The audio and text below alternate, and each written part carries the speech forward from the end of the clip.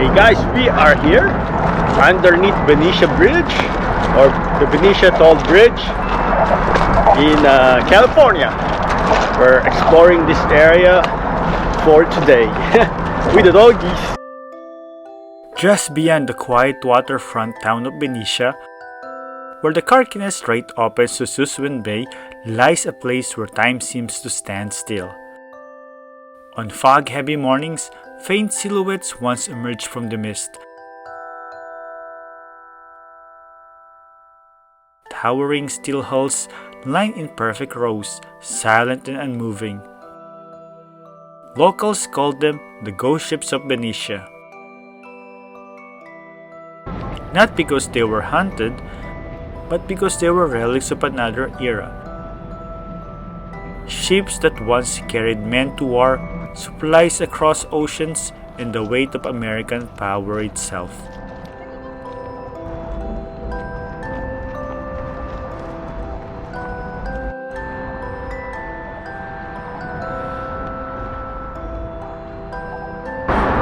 So we will be exploring the marsh observation area, A, B, and C, and D.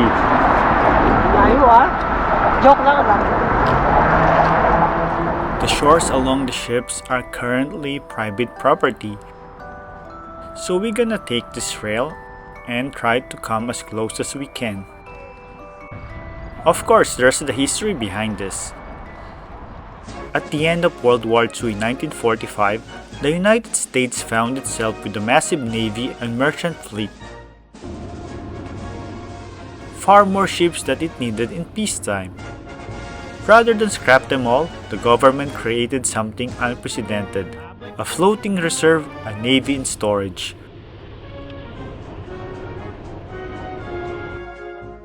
In 1946, Suisun Bay was chosen as one of the main anchoring points for this new fleet. In calm waters, isolation, and proximity to major ports made it the perfect maritime parking lot.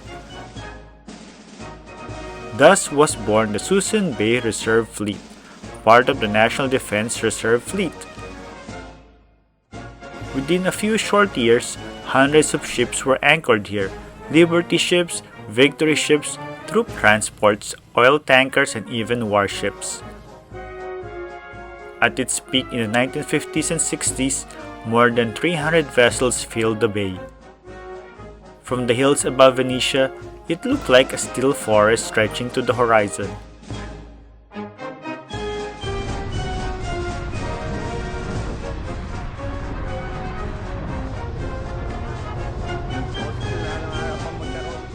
These ships weren't abandoned, at least not at first. They were carefully preserved. Engines were sealed, interiors were dried and ventilated.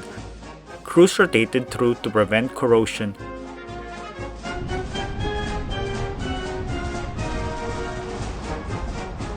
The idea was simple. If a war ever came again, these ships could be reactivated in days or weeks. And some were.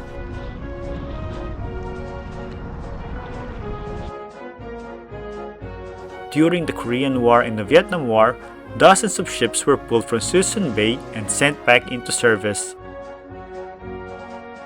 But most of them never moved again. Year after year, decades after decade, they remained where they were. The crews vanished, maintenance slowed, paint blistered. Rust spread like a slow disease. By the 1980s and 90s, they are no longer like reserve ships. They look like ghosts.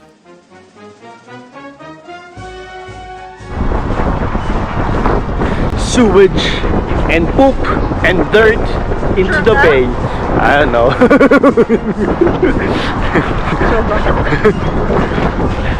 Well, it's a sewage, so. Hey, public access number C. Letter C. Right here.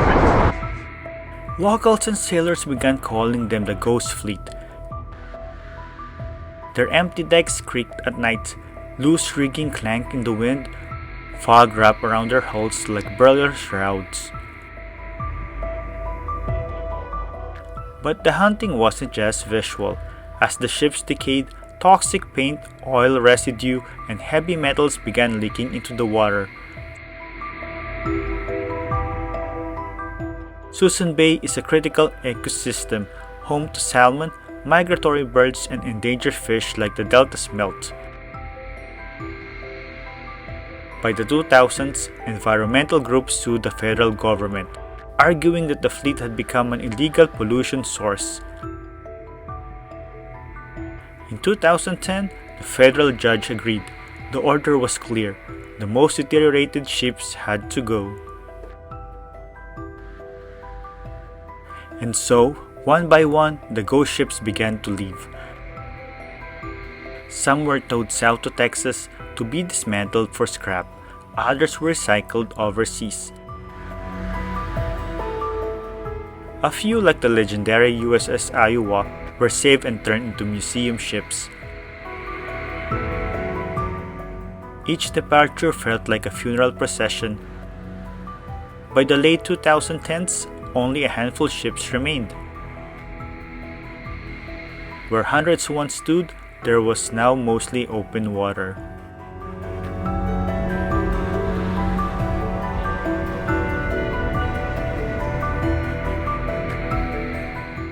Legends of the Strait. But long before the Mothball fleet, Benicia already had ghost ship stories. Mariners spoke of a phantom vessel seen drifting through the Carquinez Strait. No crew, no lights, no sound. It would appear out of the fog, then vanish without a trace. Some said it was a wreck from the gold rush era. Others believed it was a cursed ship, doomed to wander forever. People swore the rusted ships whispered in the wind, that footsteps echoed on empty decks. When the Suisun Bay Fleet arrived decades later, the legend only grew stronger. That lights flickered inside sealed cabins, truth or imagination, the ghost ships of Benicia became part of local folklore.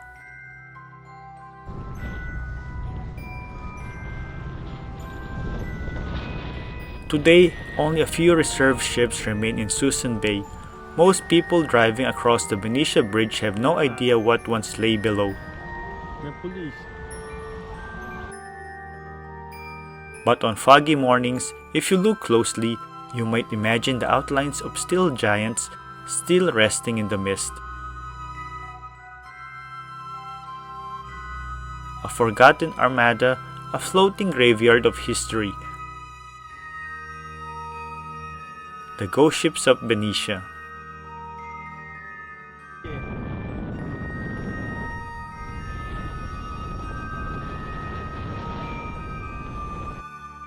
History doesn't always vanish in flames or explosions. Sometimes it rusts quietly in the fog until one day it's simply gone. As you can see, guys, those shots that you just saw, that's my drone's last shots. The ship's graveyard is your drone's graveyard. I know, the ghost ship's graveyard is the same graveyard as my drone. Unfortunately, it died out there and I have to get a new one.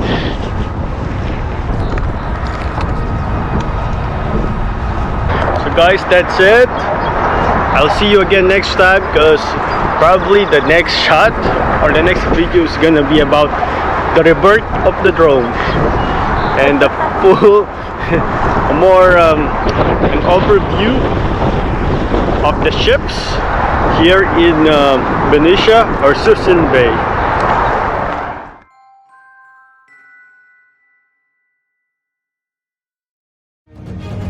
If you like our videos, please click thumbs up for like.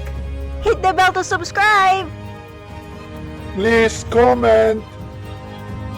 And don't forget to share.